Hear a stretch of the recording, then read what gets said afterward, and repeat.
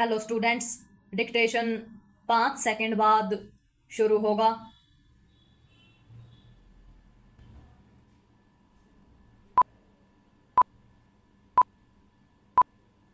Start.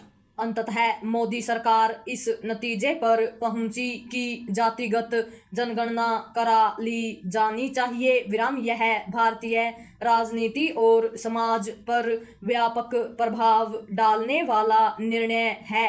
इसके पहले जातिगत जनगणना 1931 यानी अखंड भारत में अंग्रेजी सत्ता ने कराई थी। 2011 में मनमोहन सरकार ने जातिवार जनगणना कराई अवश्य, लेकिन उसमें इतनी जटिलताएं मिली कि उसके आंकड़े सार्वजनिक नहीं किए गए। इसके बाद कुछ राज्यों ने जातियों की गिनती करने के लिए सर्वे कराए, क्योंकि जनगणना कराने का अधिकार केवल केंद्र को ही है। हालांकि भाजपा ने बिहार में जाति आधारित सर्वे का समर्थन किया, लेकिन जातिगत जनगणना को लेकर वह मुखर नहीं रही। आरएसएस ने अवश्य इसका समर्थन किया। तब कांग्रेस और कुछ अक्षेत्रीय दल जाति आधारित जनगणना पर जोर देने में लगे हुए थे।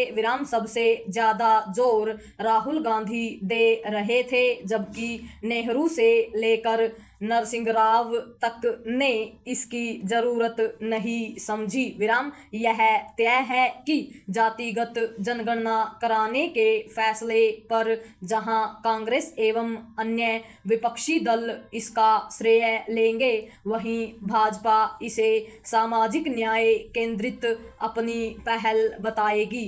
प्रश्न यह है कि जाति आधारित जनगणना सामाजिक न्याय में सहायक बनेगी या फिर जातिवादी राजनीति के नए दरवाजे खोलेगी?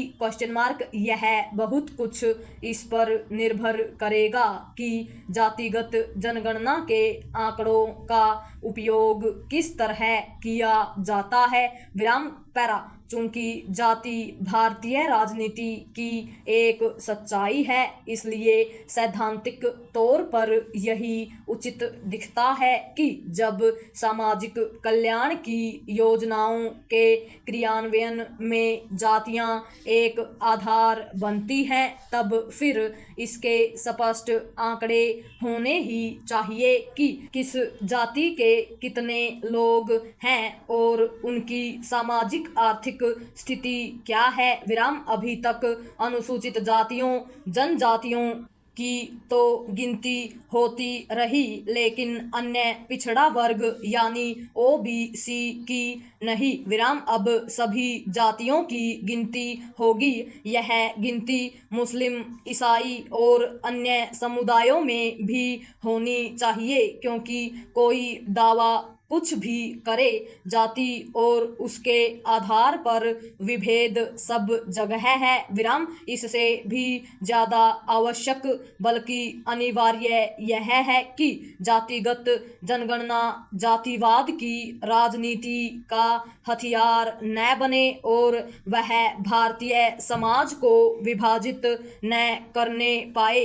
इस अंदेशे को दूर करने के कुछ ठोस उपाय होने ही चाहिए कि जाति आधारित जनगणना जातीय विभाजन का कारण न बनने पाए।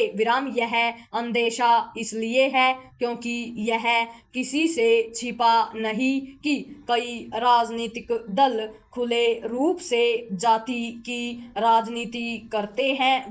वे अमुक जातियों का नेतृत्व करने के लिए केवल जाने ही नहीं जाते, बल्कि ऐसा दावा भी करते हैं। जाति आधारित जनगणना का लाभ है तो हानि भी। इससे बेहतर और कुछ नहीं कि जातिगत जनगणना वंचितों पिछड़ों के उत्थान में सहायक बने, लेकिन यदि वह विभाजन को बल देती है तो देश की एकजुटता प्रभावित करती है तो इससे दुर्भाग्यपूर्ण और कुछ नहीं होगा, पूर्ण विराम।